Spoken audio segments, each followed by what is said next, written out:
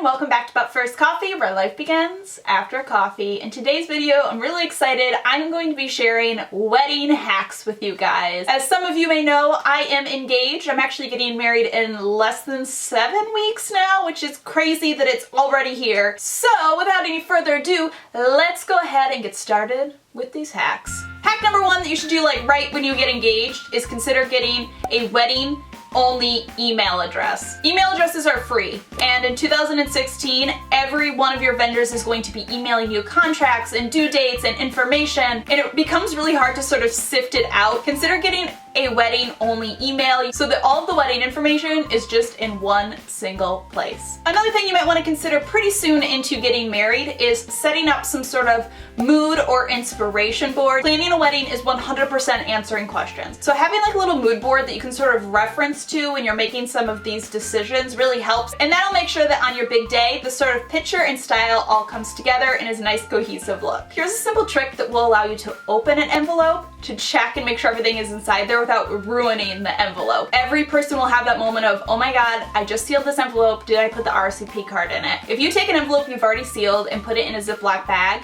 and stick it into the freezer, when you take it out, the flap will actually easily open right up and you can check what's inside, make sure that you have everything in there that you needed, and then you can easily just close it right back up. Google Docs is your BFF when you're getting married. But Google Docs is so easy because you can organize it all and then share it with whoever you need to share it with. They can come in, they can make changes. It is the bomb, and it is free, and you will love it. Another step for early in being engaged, maybe not for everybody, but for social media lovers like myself, definitely think about a wedding hashtag. I have one that I've just used from my engagement that I'm going to use all the way through the wedding, and I also incorporated it into some of the things that I sent to the guests. It was on our save the dates, and it's going to be in the little bags that people get at the hotels, so people will start looking and they'll know it's a hashtag and they'll be sharing pictures on the big day. It's just a fun way to have all of these sort of social media pictures all in one place. Invest in an address stamp.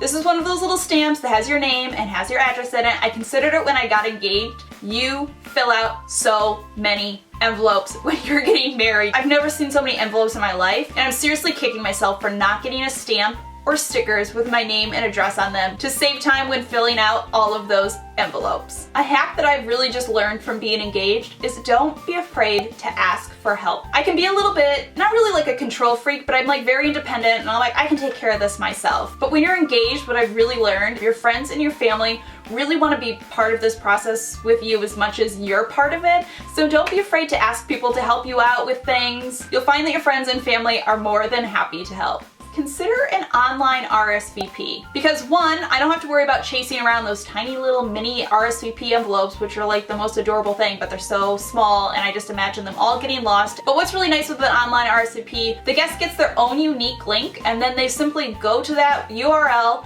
they say if they're coming or not, and then it comes in as a statistic to you and you can easily see who's coming, who's not coming. Just such a simple way to keep all of your guests organized. Let's talk about wedding registries a little bit. Don't be afraid to do something a little less traditional for your wedding registry. I'm using the website called Zola.com. I highly recommend it. It's been an awesome website. It basically pools all of the kitchen and home and decor and all of those gadgets into one place, but then has these awesome untraditional things that you can register for as well. You can set up a honeymoon fund, you can register for cleaning services, you can register for cooking classes together or trips to museums. So it's just a really cool and in some ways an untraditional wedding registry to get things that you really want and will really enjoy. On the topic of wedding registries, I suggest you write thank you notes as gifts come. All of your wedding registries nowadays are going to be online, and you can go on and you can see who has bought what and when they bought it.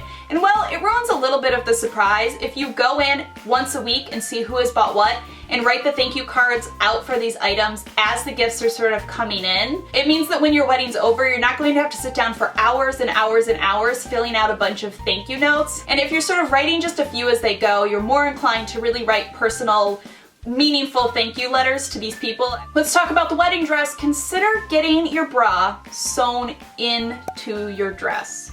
This might sound a little bit weird, but there's nothing worse than a bra that's like moving around. You can easily have a seamstress sew this into your dress, so you do not need to worry about any slip-ups on the big day. Stay away from dairy a couple days before the wedding. Dairy products have natural inflammatory properties, meaning that they tend to sometimes cause a little bit of bloat. By ridding your diet of excess dairy a couple of days before your wedding, it's just a really natural way to de-bloat and not worry about feeling sort of puffy on the big day. Speaking of the big day, consider drinking sparkling water. If you're going to be drinking red wine, you don't want to worry about like red wine lips and teeth. By sipping some sparkling water in between your glasses of wine, it actually acts as a natural exfoliant and sort of will help like bubble away the stains on your teeth and lips. My very last hack is have fun and don't sweat the small stuff. At the end of the day, something is gonna go wrong on your wedding day, whether it's that the music doesn't work quite right or somebody forgets their line or whatever it is. You're marrying the person that you want to marry, and then all of your friends and family are there to have like a good time with you. So just try to relax and enjoy the process. Alright guys, so that does it for all of my wedding hacks. I hope that you really enjoyed this and you find them helpful for this wedding season. Maybe you're planning your own wedding, or if you want to know anything else about my wedding planning process, I will link my wedding series blog post down below. You can also check out our wedding hashtag, and you can also follow me on Snapchat and Instagram. You can bet your bottom dollar in the next 7 to 10 weeks there's going to be all sorts of wedding planning pictures and posts and snaps, and then of course after the wedding I will be sharing all sorts of stuff with you guys from the big day. But that does it for today's video. Thank you so much for stopping by and watching. I hope you're all having a fantastic day, and I will see you all in my next video.